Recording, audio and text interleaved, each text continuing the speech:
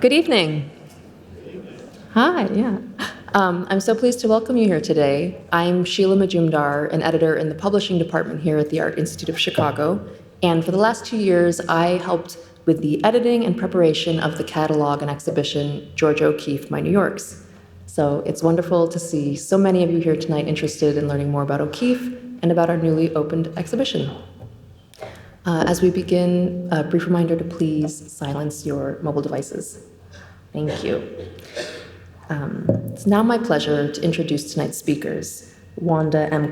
the Robert and Ruth Halperin Professor Emerita at Stanford University, and Annelise K. Madsen, Gilda and Henry Buchbinder Associate Curator in Arts of the Americas, and the co-curator of Georgia O'Keeffe, My New Yorks. Wanda M. is a scholar of early 20th century American art and the Robert and Ruth Halperin Professor Emerita at Stanford University.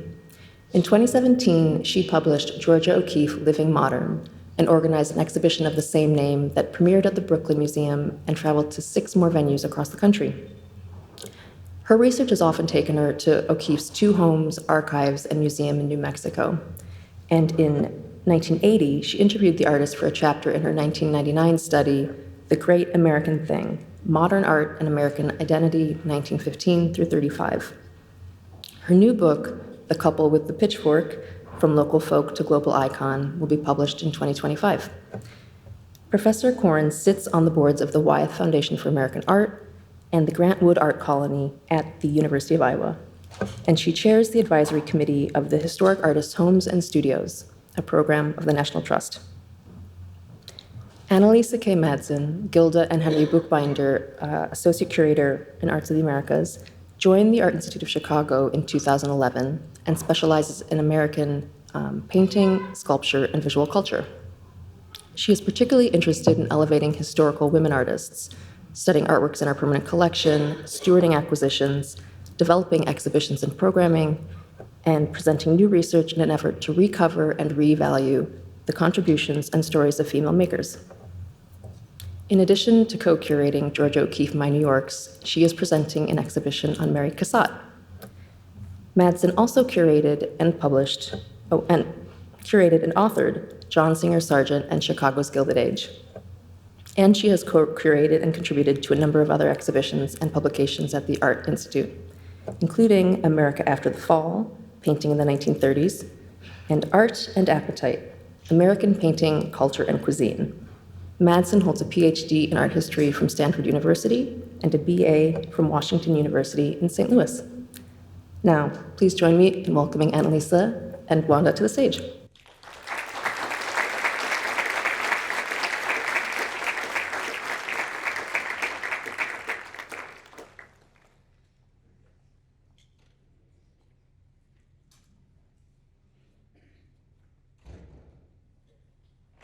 All right, good evening, everyone, and welcome especially here to Wanda. Great to see you here at the Art Institute of Chicago. I'm glad to be here sharing the stage tonight with you to talk about Georgia O'Keeffe. We've known each other for a long time, dating back to days together at Stanford, and we've also worked on a book project as one of many things we worked on that had a Chicago focus on called Women Building History, and was on the mural program at the Women's Building at the Chicago World's Fair in 1893.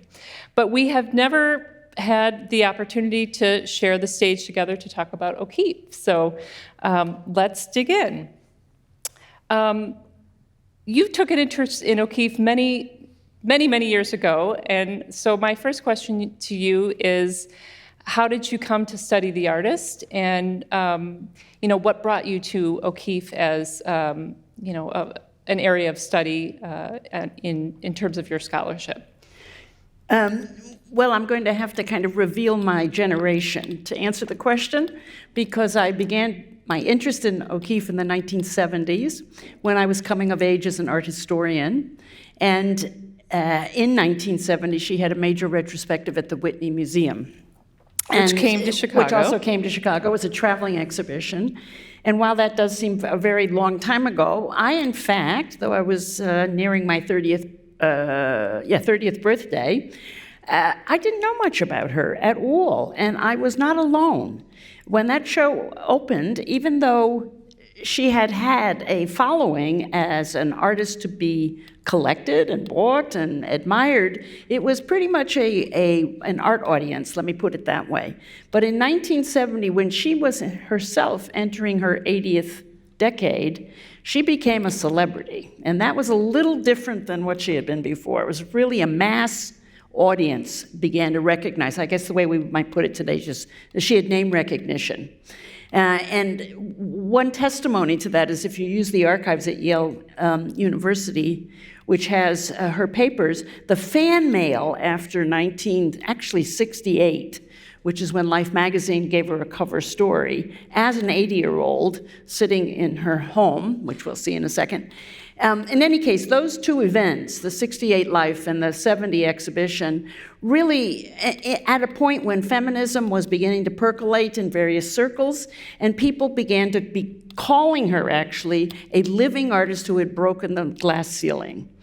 And that was of interest to women to have sort of a mentor or an example of somebody who had, in fact, become as well known as her male colleagues and so on. So that's how I first became interested. And then later she became part of something else. Yeah, and we'll talk about that. But I do want to mention that you've also, over the years, written on O'Keeffe. You have... In 1999, you wrote a book called The Great American Thing. Maybe we should pause there and talk a little bit about that title, since it has a direct connection to O'Keeffe. In fact, that is a quotation.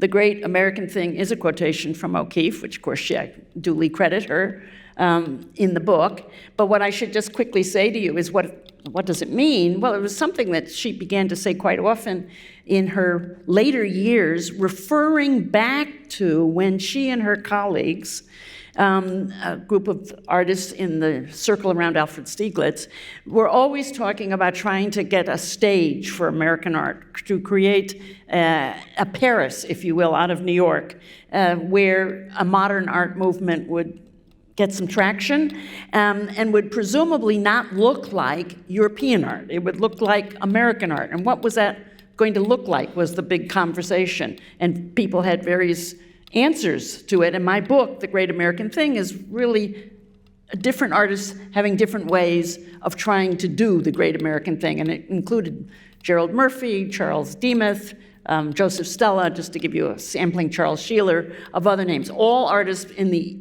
between the two wars who grappled with the possibility that maybe American art would look a little different, American modern art would look different from what Picasso and Matisse were doing in Paris. So that's what the book is about and why I used her title. Right, and we see a couple other examples here on the screen of your more recent book, Georgia O'Keeffe, Living Modern, and then also just a page view from one of the many essays that you've written over the years that look at O'Keeffe and specifically New York here, which we're going to come back to. But let's talk about meeting O'Keeffe. Which you did, and you interviewed her in 1980. Can you share with our audience a little bit about that experience and how it came to be? Well, I was beginning to think about The Great American Thing. It didn't get published and written for a couple of decades, actually. But I was thinking about it throughout the late 70s, and I was driving to my new job at Stanford University, and I had been doing a lot of work on the Stieglitz Circle, which, again, was not very well known at the time. And I realized she was the one example, the one person I could talk to that actually lived through the very years I was writing about. And because she did live almost to her 100th birthday, not quite. So historical subject matter, living artist. She was a living artist. She was a living person. So I worked my old girl network, and there's a curator that I was who knew her well and was able to help me get an appointment. So in driving back from the East Coast to my new job at Stanford University on the West Coast, my husband and I stopped to this beautiful home in Abiquiu, New Mexico, which is where she lived for 40 years. And the interview took place in her studio, which is... Photo on the right. Photo on the photo right. But as you see it there, it's in its configuration. She had macular degeneration that in her 80s and 90s really kept her from painting. She did some ceramics, but she wasn't able to do much, and she wrote a wonderful book, but she wasn't able to use her hands and paint the way she had earlier. So the studio became a sitting room. And that was where I was able to interview her, and I was terrified because I had heard that she was, she could be kind of autocratic, I guess you might say, opinionated, and that I better be very careful. And so I came in and I was literally without a pencil and paper. I had a few questions on a piece of paper. I was scared to bring out a camera for fear that the interview might be declared off if I asked to have my picture taken with her or something, so I have no evidence other than what I'm telling you right now, which is some good memories. We're documenting it now. Yeah. And in fact, if you look closely, there's a telephone next to a white chair. Point it out here, It's got a slipcover on it, and she sat in that chair, and I sat. She put me in front of her in a way so she could see me. She was probably, I'm sure she was legally blind at the time. I never would have known it. She walked through her own spaces with such care, with such aplomb that I would never. She knew them very well, and she passed as a seeing person. She put my husband in that little baby. There's a little baby chair there to one side. And he patiently listened and so on. So I'm told that I'm not the only person that went. What I did is we drove to a spot afterwards, and I madly wrote down everything she had told me because while I could remember it clearly and so on, and I have heard other stories of people being so inclined. In fact, she was very pleasant. She asked me a couple of questions. I had been warned not to speak only about the past to her, that she hated to be looked at as some kind of dinosaur that had survived, longer than her years. So I was very careful to be up to date and talk to her about the exhibition at the Whitney and about things. She had given a big gift at one point to Fisk University, and I wanted to ask her about that. So I tried to spread my questions over a body of work so that, and now all of them were about her. I was really interested in what she could tell me about artists I wasn't going to be able to talk to. But I will say one long-lasting part of that visit, which really became a big deal in the terms of how my book ended up, was when I was in her home, she was so settled. That is to say, it was beautiful spaces that she had created. She loved pictured windows, for instance. So she had put this picture window in. This home she had created from wreckage, really. It was adobe structure originally. It was a hacienda.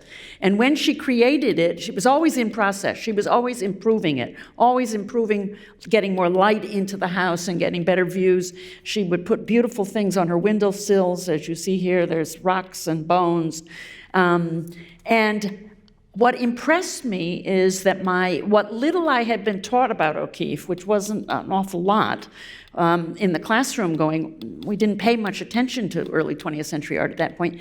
What little I had been taught was that was all about her New York years and her time with Alfred Stieglitz, her husband, who was also a very big figure in history.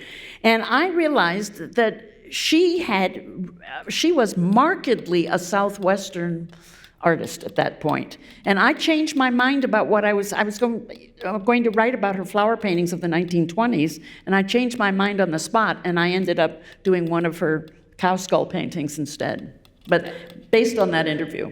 And we'll come back to cow skulls, but maybe we should turn to New York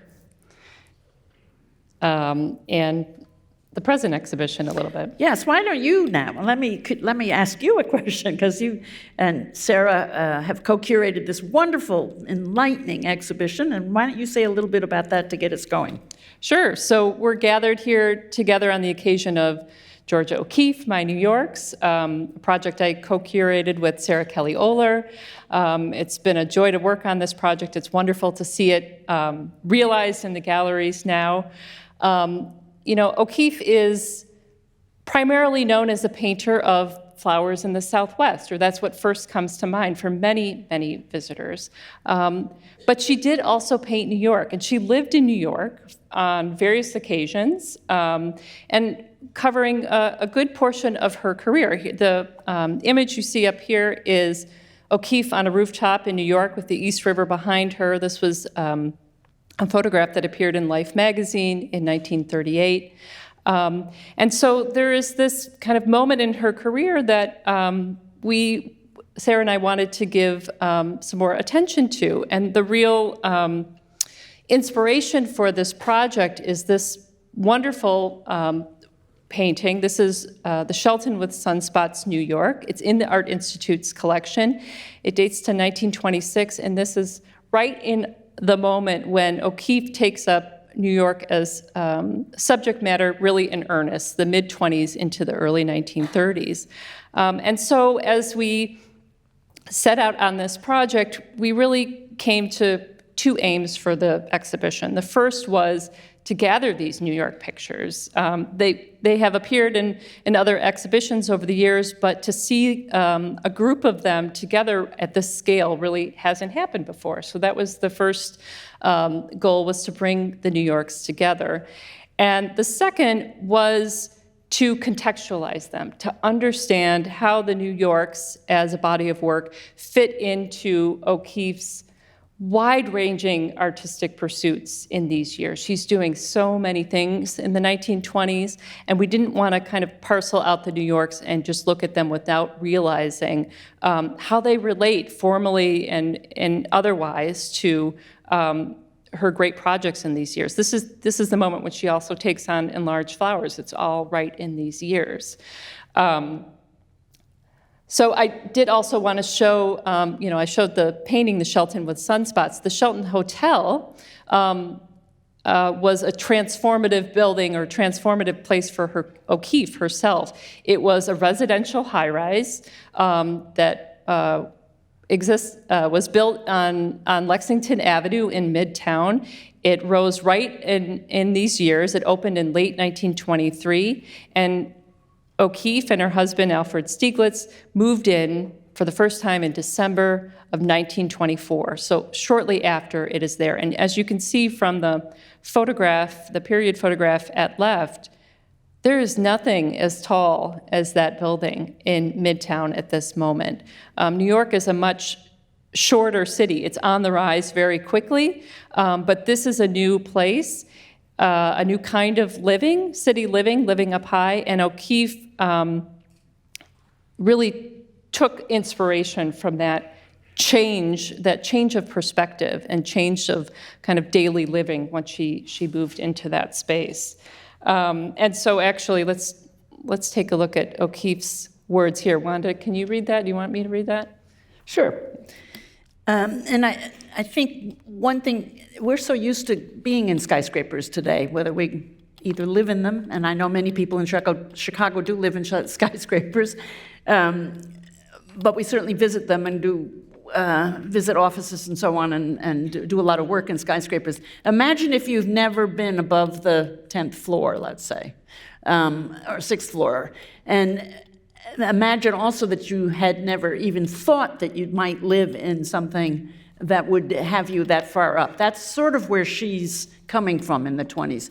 Not many people are able to even think about living in a skyscraper. First of all, it's very expensive living, and there aren't many residential skyscrapers. I was just going to add, they were business and corporate buildings. This was a new kind of residential living up in a high-rise was a new type of living after there were changes in zoning laws in New York in the 19-teens. And so after that, in terms of determining how these tall buildings could rise on their lots so that light could still descend down into the street level, once that was worked out, then it became a new way to be in the city.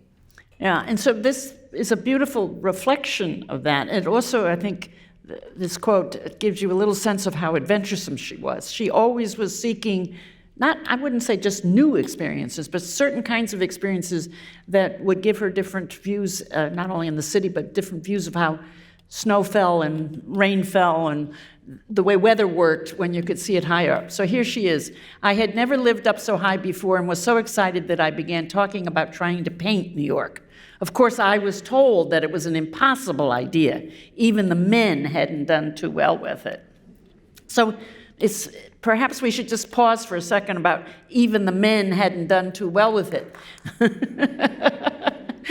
So there are a couple of things to say about that statement. One is, it was a topic in art. It was an iconography, as we would call it. It was a subject matter in art.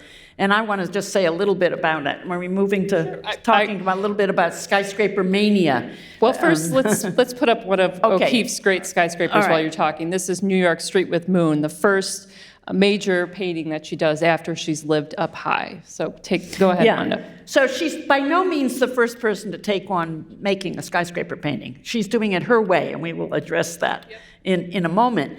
But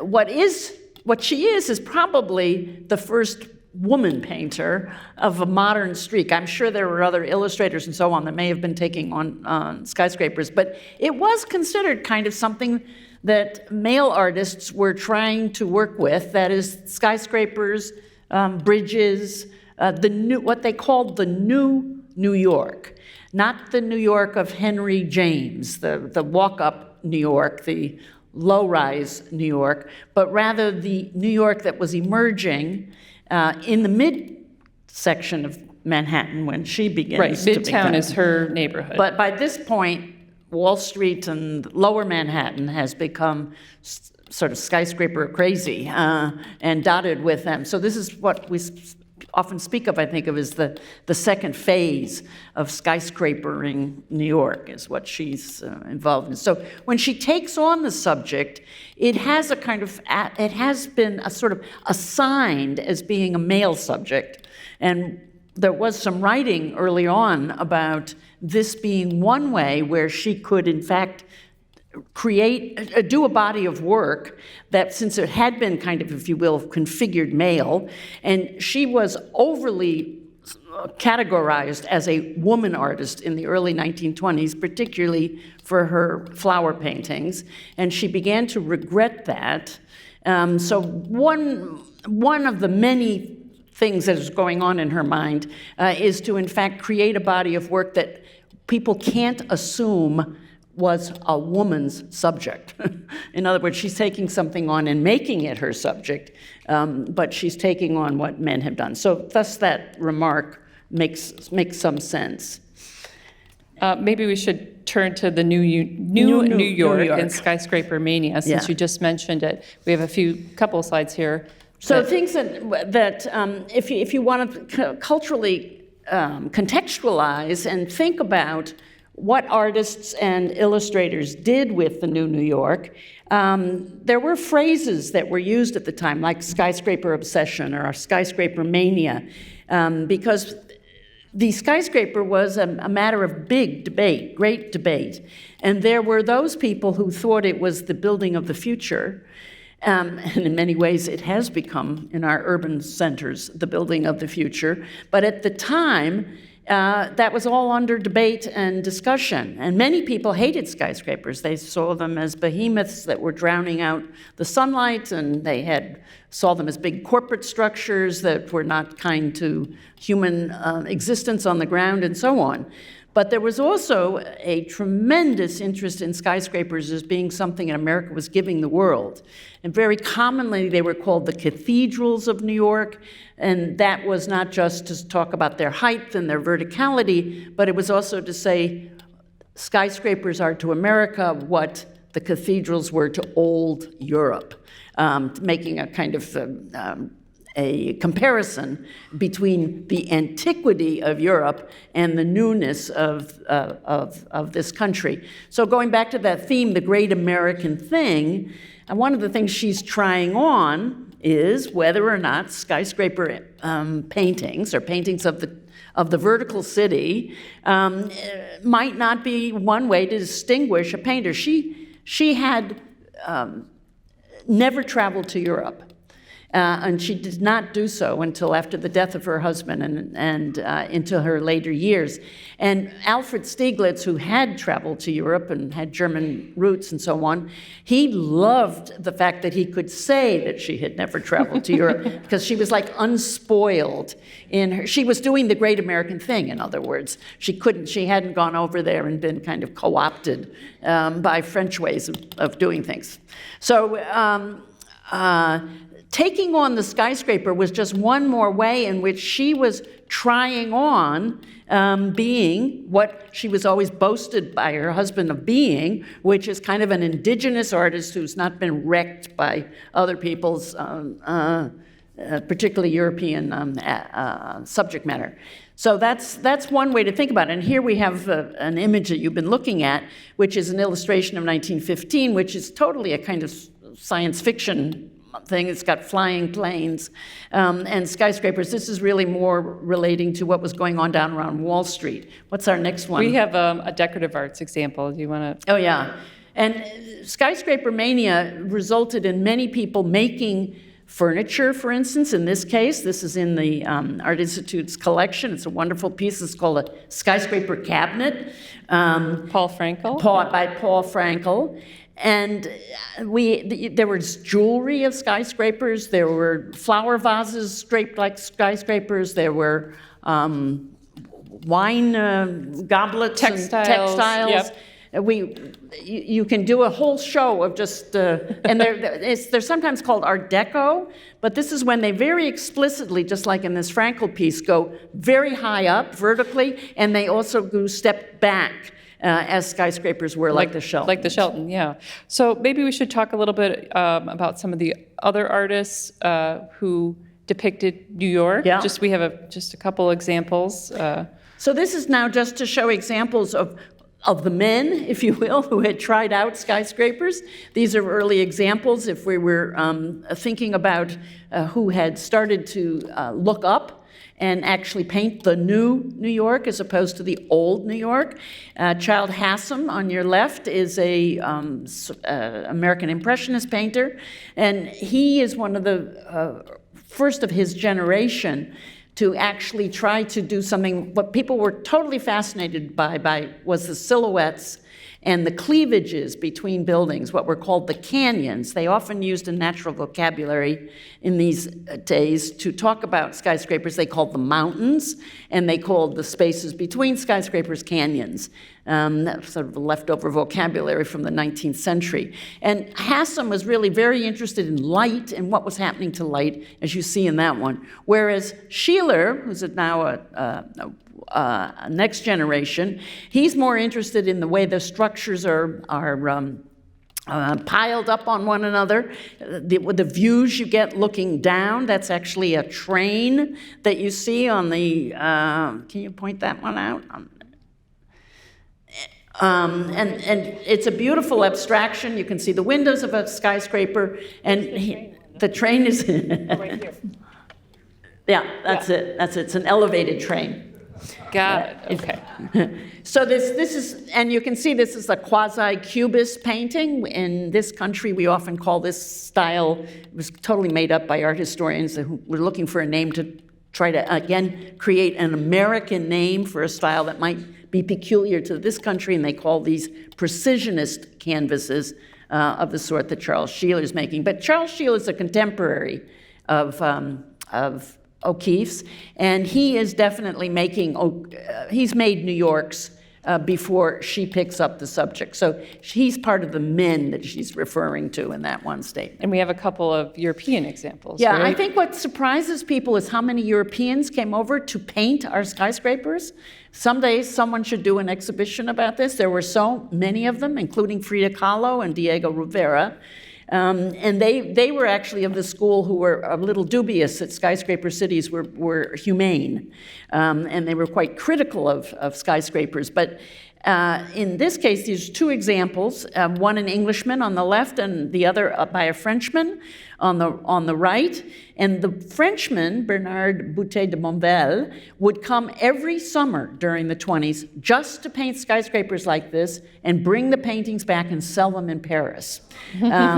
So that was to sort of sell Paris on what it was also caught up in the skyscraper discussion, because the only place they were not making skyscrapers is, to this day, you don't have any skyscrapers in downtown Paris. They're not allowed. And so Monvel was just an example of somebody who felt he had to be in the now and would come over, as I say, once a year to paint the skyscrapers. The other artist I know a little less about, but I thought it was interesting because of its title, too, The Soul of the Soulless City.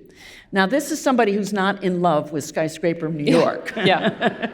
So here it's the claustrophobia, it's the train tracks, this is the elevated before everything went underground, and here is somebody that's dubious about this new way of living, this new urban space.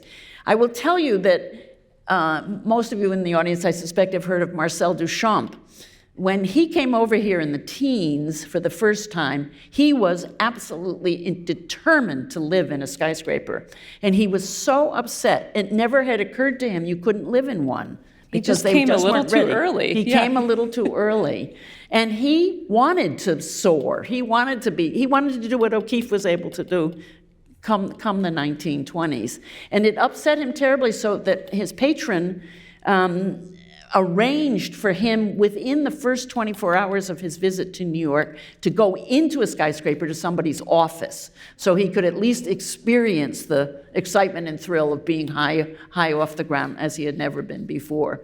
And for those of you that really know your Duchamp, you know what he meant by a ready-made, which is when he would take something and sign it and make it his work of art. Well, he took the Woolworth Building, which was one of the earliest distinguished skyscrapers down around Wall Street, and he named it a ready-made. Well, let's bring O'Keeffe back in the frame here. These are a couple of works that we've already seen in some past slides: New York Street with Moon, our own The Shelton with Sunspots, New York, and then a great East River picture at the right. And so I would ask Wanda, what makes O'Keeffe's work distinctive from her peers? That's a wonderful question, and it's one that I certainly have thought a lot about in seeing this remarkable exhibition that pulls so many of these New Yorks together for the first time I've ever seen them, except on the printed page occasionally. And I come from knowing those Sheeler images and those Boutte de Monvels, and all I can see is light. That these pictures are, yes, they're about skyscraper cities, they're about single and individual structures, but what no one does quite the same way she does, and I would say this is what makes her sort of signature, gives her New York's a signature, is the explosion of luminosity and nature interfering. Certainly nature too, right? Yeah. There's something almost otherworldly about some of them, and the painting that the Art Institute owns, the middle one here, the Shelton with Sunspots. I mean, I actually was in New York recently, and I knew I'd be coming here and talking with you and talking to you, and I actually went out and looked at skyscrapers to see if I could see sunspots on tall skyscrapers. I was there on a sunny day. Well, I sort of saw sun, but I did not see sun like she saw sun. That is blasting away at that surface, so that if you look at that, it's like a little explosion of white on the canvas, and I would never have seen it her way. I would be too literal, I'm afraid. I couldn't see the spectacle of nature working on these man-made forms. And that's what she's so good at, it seems to me, bringing in the natural. The personal experience that kind of is the catalyst for then thinking through formally what that composition could be. Yeah. You know, in terms of the Shelton with Sunspots, she wrote later how she'd come out of the building and looked up at the tower. It looked like the sun had taken a bite out of the side of the tower. So that's kind of the experience that it's rooted in, but then she goes back to figure out how to capture that sensation in paint, and maybe we should go again to O'Keeffe's own words. Right at this moment, she paints the Shelton with Sunspots in 1926, and she writes, she's quoted as saying this in a press report right at that time. She says, one can't paint New York as it is, but rather as it is felt. And so there's a sense of O'Keeffe's connection to place, to personal experience that seems to be at the root of some of her art making, especially so in what we've been looking at with New York's. Yeah. Well, I think your exhibition does a brilliant job at impressing upon us these seasons. Every winter, she would live in the Shelton during the course of these New Yorks, the 5. Actually lives a little bit longer. She lives there until 36. 36, yeah. But she's kind of dried up on the subject after the early 30s.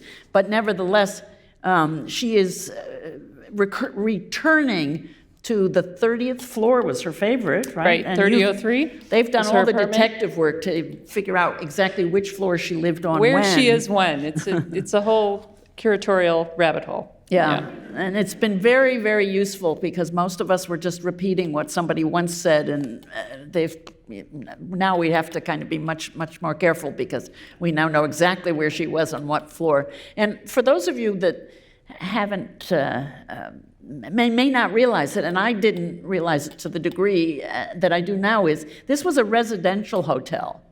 Now, what that meant is that she had no kitchen in her house. She had a bedroom and a suite. It was a suite, a bedroom and a sitting room. In fact, she never called anything in any of her home's living rooms. And I wondered if that was sort of set with the way the suite was always called a sitting room rather than it's also her studio, right? I mean, and she had no studio. She's painting in the so Shelton she uses that second room as a studio. Should I go forward to the Shelton or to the views from the East River, or did you want to say something about this painting? Well, I just wanted to say a little bit about this, but I think that's such an unusual lifestyle. But knowing what I do about her, she was very practical. If she didn't have to cook 3 meals a day, she would have been okay with that. And that's the way it was in a residential hotel. You had your meals in a common space, I'm sure they didn't call it a cafe, a restaurant. It was the dining room. Dining room.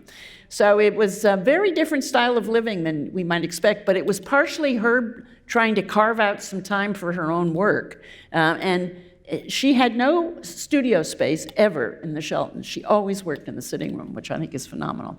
But one thing that is not so well seen in this digital, but it is beautifully seen in the exhibition, in the painting, that when you look at it, you see this is a skyscraper with buildings around it. So it's a cluster of buildings, but obviously the transcendent form is the black vertical skyscraper with the Gothic top, which is to this day still lit. The Radiator Building. The Radiator Building, it's called, because it was the building. Big corporations would build buildings, and so it was the home of the American Radiator Company. And nearby was the home and the building of the Scientific American, which was a magazine, a popular science magazine that had been around this country since the middle of the 19th century. And there was a neon sign, not on one of these next door nearby buildings, that said Scientific American. And she changed that to Alfred Stieglitz. So that's what you see in this red band. And it is ironic, so those of you that are giggling are absolutely right on. But it's also something of an insider joke, because Alfred Stieglitz, who was a great talker and a great advocate for building the arts in New York and in this country, particularly the modern arts, he always opposed art against science or art against technology. So to make him substitute for Scientific American, it's like, artistic American. And so there's a kind of little joke there with her putting his name in lights. And there has been a beautiful essay written that argues, and I think quite convincingly, many artists around her at this time were doing portraits that weren't portraits in the conventional sense of showing what the person looked like, but it would be portraits of people by things that associated with them. For instance, Charles Demuth did one of her, and he used fruits and vegetables and flowers to represent her, and then he put her name in it. And probably she is thinking of this indirectly as one of these kind of abstract portraits of Stieglitz with the regal presence of the skyscraper as indirectly representing Stieglitz's stature in New York at the time. Now, I know our time is short, but we did talk about living in the Shelton and looking out the panoramic views from her window, and I just will mention briefly that O'Keeffe is working on a whole series of paintings and drawings out her window, and she does so over a number of years. So you had talked about seasonality at one point. We see that here in the East River series. If you look at the composition at center, there are these wonderful passages of kind of white impastoed paint, which, O'Keeffe's surfaces are normally very kind of clean and flat in a way that you don't see those kind of details. But as we came to look at a number of these works, we could see that we could see the seasons kind of taking shape, or the atmosphere as where the view didn't change, but where O'Keeffe was and how she interpreted it changed over time. So here, 3 canvases, all the same format, and she does so many different things with them. Can I just say one thing I learned by seeing that strip of beautiful... You want to go back? Well, just quickly, I would say one thing I learned in this exhibition is, if you might call it, how shape conscious she was for her New Yorks. They're either very vertical, there's one or two exceptions to this, but they're either very vertical or they're very horizontal. And if you think of her flower paintings, they tend to be rectangular or square. She's using some of the same canvas sizes as she's turning them. So it's impressive to suddenly come upon these later in the exhibition, and you suddenly realize that it's a panoramic horizontal canvas that she has consciously chosen for these views, very different from the others. And we don't need to spend more than a moment here, but the East River views, she's an experimenter, and she's working through the subject matter across media and in different ways over the years. And here she takes one of her other great subjects, which is still lives and found objects, and she puts it right on the windowsill of her Shelton apartment and gives us a view out the East River. And I love how the glass compote and the skyscraper, the tower in the background, kind of rival each other, as the vertical forms in this pastel. So we should let's turn to the Southwest a little bit and talk there about how New York and the Southwest relate to each other. O'Keeffe first goes for a summer of painting to New Mexico in 1929. It starts this new rhythm where she goes to New Mexico in the summer, but she's coming back to New York every year, and this is the pattern for 20 more years. Oftentimes, in the scholarship, we think of kind of a tidy break. O'Keeffe goes to the Southwest and she becomes a Southwestern painter, but it's more porous than that, right? She's moving back and forth between spaces. So how can we see her lessons or her elements of New York in her Southwestern pictures and vice versa? Yeah, I think that's one of the nice things you learn about the exhibition, which is the number of topics and subjects that she's taken in any given calendar year. And so it's kind of a surprise. It's also a surprise, as it was to me when I first learned it some years ago, that she actually painted skull paintings while living in New York, whether she was living in Lake George or living in New York. And she would use skulls as decorations on the terraces of her penthouse a little bit later on. And you found evidence of bones, right, or not? That she had bones in the Shelton? She had bones in the Shelton. That's a newspaper report in 1931 where she's shipping them back to Lake George, and then the reporter for the Herald Tribune, I think it is recounting how the unusual cargo makes its way to the Shelton Hotel. So So those bones, the photographs that you're mentioning in the show, taken by Carl Van Vechten in 1936, were at another high-rise building that the O'Keeffe and Stieglitz lived with. But those cow skulls and other animal bones are making their way to the Shelton, too, Imagine visiting her in her apartment and seeing bones from the Southwest. The Southwest was not widely visited yet. So that was like, people didn't know what to do about that kind of anomaly of putting things on her windowsills from another region. And then actually, some of them probably had the experience of seeing something on the easel that she was working on that would have been a skull. But one of the things that we who look closely at sort of stylistic shifts and so on, one of the things that seems very clear is that she took a skyscraper vocabulary, it is buildings pressing close to the surface of the painting, cleavages between them. She took that vocabulary and applied it to some of her brand new vocabulary, brand new subject matter, I should say, in the Southwest. She's trying to figure out now a new place. And just as she's still trying to figure out New York, and she's going to eventually she's going to conclude thinking about New York. But she has just started to think about place. And in fact, she said she sent back the skulls because she was so upset that she had to come home. And she hadn't really figured out, she was living in Taos at the time, figured out how to do the Southwest. And so she put them all in a barrel, sent them back, and then she could paint some of these paintings. So there's some stylistic continuities between the big skyscrapers and big crosses, like the beautiful one you see in the middle there, and also the cleavage between the white cloth was probably what was behind the, she always set up her still lifes. She didn't paint imaginatively, she set them up imaginatively, but she would then paint. So probably there was a setup there of a cloth behind a skull with then the flowers that she would bring back. She brought flowers back along with her bones.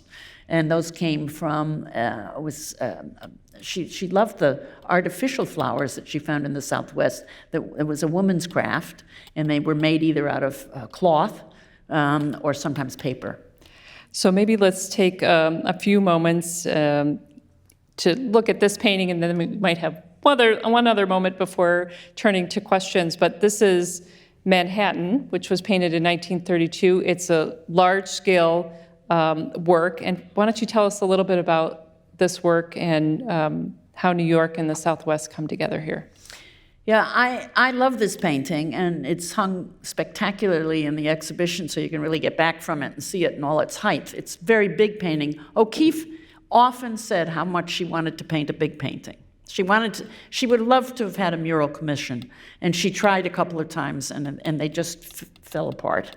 And it was always a disappointment to her. So this is the biggest painting we have, her biggest New York, and it had a very special story as to how it came into being, and in short, it's this. The Museum of Modern Art, where the Nelson Rockefeller and his mother's presence was very heavy in the 1930s, put together an exhibition asking some 65 American artists and photographers if they would imagine a mural, a design, and make a template and then of a triptych of 3 images, and then blow one up. They were all given the exact same dimensions. I forget what this is, 7 feet or something. So this is her template. These were small, 48 inches or something like that, 24 inches. Everybody was to imagine the whole mural, but then they could blow up one part. And the strategy here on the part of Nelson Rockefeller was to see if he could find muralists that might decorate Rockefeller Center who were American. There were plenty of European examples and South Americans and Mexicans that were in contest at the time. So it's a quite exciting moment for her because finally somebody's asked her to do something big. And they were only given 6 weeks to do this. This is one of these shows, the curators in the crowd will just wince because how do you put anything together in 6 weeks? And she does this painting. And so I did a little piece on this because I was so fascinated by it. And the other thing is that they were all done rather fast and quick. It's not the work with the most stable paint surface and so on. And she rolled it up after the exhibition was over and basically put it under her bed. And we thought it was lost for years and years. Everybody thought it was lost. And when she died, it turned up. And nobody knew what it was because this whole exhibition kind of died. So there it is now. It's at the O'Keeffe Foundation gave it to the Smithsonian American Art Museum. And you can see it's sort of interesting. It looks tiny here next to that big black and white photograph. But in fact, this black and white photograph is very small. And that's by Stieglitz. And if you look closely, you can see the white buildings that she has piled up with the two black stripes are actually in the same, they're also in his photographs. And this photograph is not from the Shelton, but from his gallery called An American Place. It's in the exhibition. So, yeah, it's in the exhibition. And my guess is that she was in need of fast material to work with, and that she probably was working from some of his photographs to put together her composition. And then, of course, the crazy part of it is the flowers, right? Do we have another one of those? Yeah, the flowers, which were just something she was discovering and playing with in her New Mexico paintings. And for her to sprinkle 3 flowers in the middle of New York skies atmosphere is just totally kook. And I just love the fact that she did that, because it's like saying, well, you know me as a flower painter, but you know me as the great big flower painter. And here's my little flowers, and I'm telling you now I'm a New York painter. You can just see how she always had a wry sense of humor. She's just having a lot of fun with us here. Nobody else, no man would have done a painting like this. Well, let's talk, we just have a few minutes left if we want to say something about this book project, or it's up to you, Wanda. Do you want to talk about this project she did in 1976 where she wrote about some of her works and her experiences and the New York's figure into them, or you want to bring us back to your interview, which was just shortly after that, if you have any concluding thoughts about O'Keeffe as a storyteller? Well, the reason the book becomes important is that I've written a great deal about it. I've written a major essay about it because it's such a curious book, a little bit like putting those flowers in the painting. And I just had to make sense of it for myself, so I won't go into it in detail, but it was one of the projects in her 80s when she was no longer painting that she did to basically, if you will, construct a legacy, the kind of legacy she wanted for herself. She's the heroine of her book. A book, by the way, that has no authorship. You see what the cover says? It says Georgia O'Keeffe. It never says it's a book called Georgia O'Keeffe by Georgia O'Keeffe. And she worked with the designer very carefully, so the whole thing is a beautifully designed book to also her aesthetic. And the only reason you ever learn it's from her is it's in first person. The written part is in first person.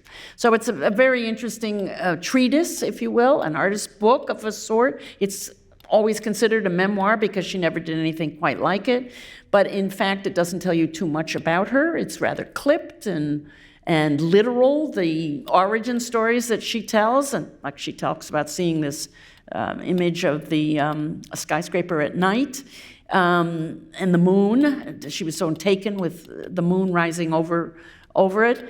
But the origin story is always told in a very short, snappy narrative, and then you look at the picture and you think, yeah, but you really kind of pumped it up. It wasn't quite so kind of everyday as you're making it sound.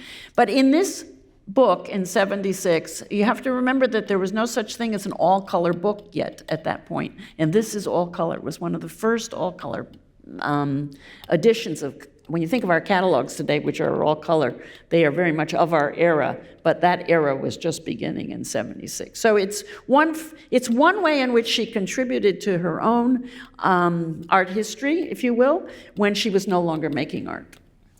And that's a lovely place to end, I think, to think about O'Keeffe and her interest in her legacy which extends to what we're doing here at the Art Institute with the exhibition, that this continues to help tell her story. And obviously she's telling the story there, but what we try to dig into the research and do our part too, to keep thinking through her material and thinking about her as a magnificent artist. Thank you, Wanda. Yeah. This was wonderful. Thank you.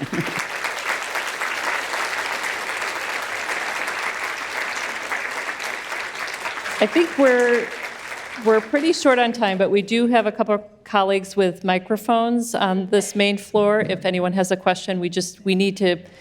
Yeah, we have time for maybe one or two questions. I think we have our first one already in the middle of the auditorium.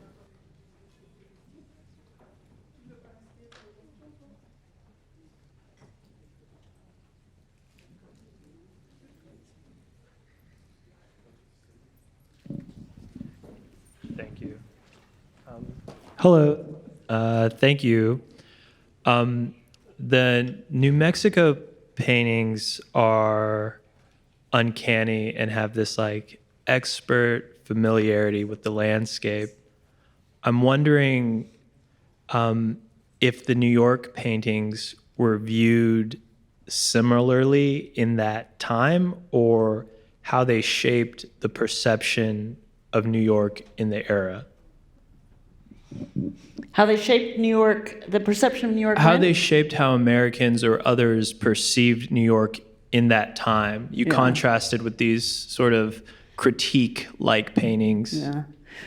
Well, I guess I would say that because she was taking on the subject of skyscrapers, and we've discussed already how that was a kind of topic of great interest and excitement. And the people appreciating those works were also New Yorkers, undergoing the same excitement and so on.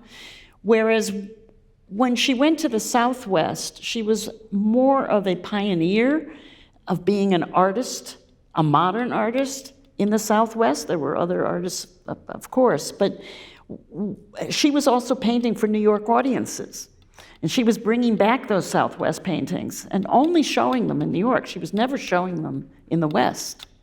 So in that way, and you're right, she does take command of that landscape, but it takes her, as she would say, years before she really felt it in her bones and, bad pun. So I think it's kind of different. New York for New York, but then New Mexico for New York. And the New Mexico for New York was really coming out of a deep feeling that New Yorkers did not know America beyond the Hudson. And there was really, and she was quite critical of that. And that they went to Europe, they would go east before they would go west. And so she really had a mission, a personal mission, to make the Southwest as art-worthiness, and worthy of attention. And by the way, it took New Yorkers a very long time to kind of understand those paintings and like them as much as they liked her New York paintings or her flower paintings.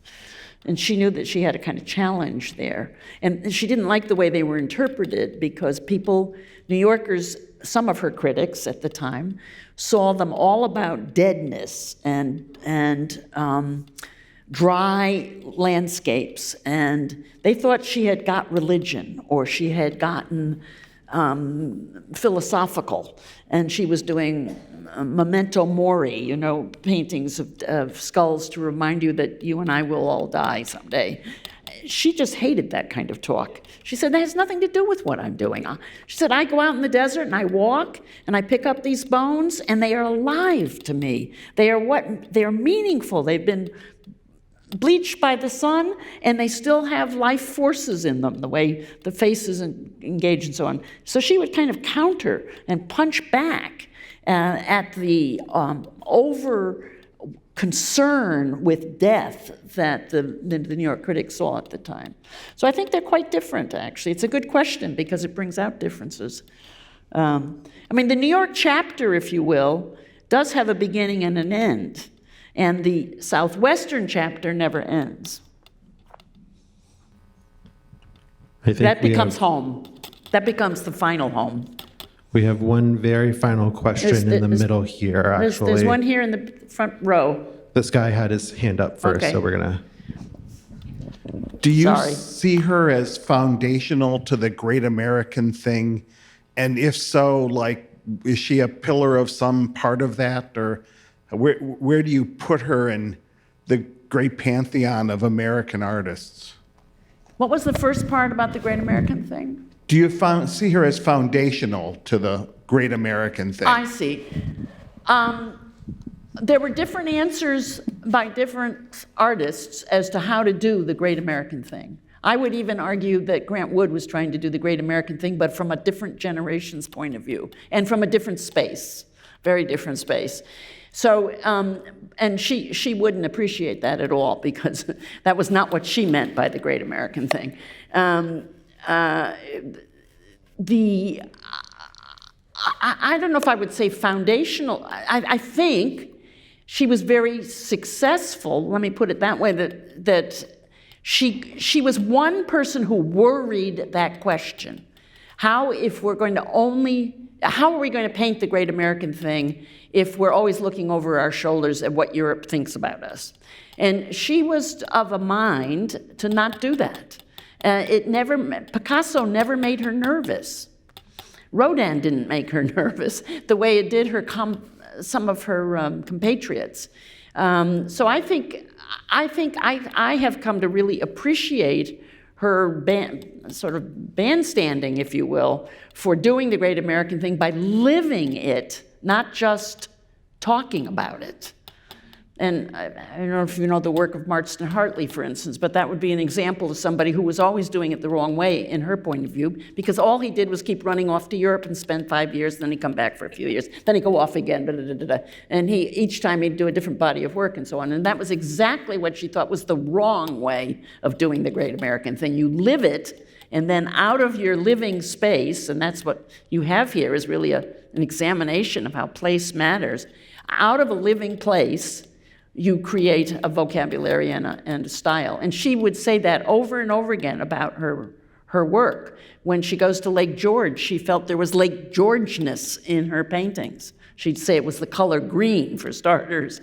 And she did the same with the Southwest. She kept saying, I can't quite get it yet. I have to spend more time here. I'm just doing the surface at this point.